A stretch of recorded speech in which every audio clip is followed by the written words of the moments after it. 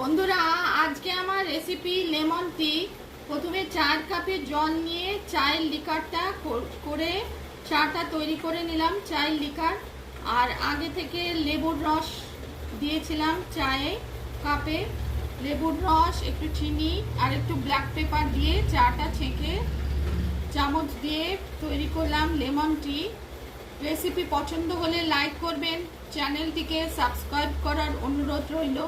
Lemon tea ঠান্ডা থেকে to protect calf and cold, ঠান্ডা থেকে রক্ষা করে।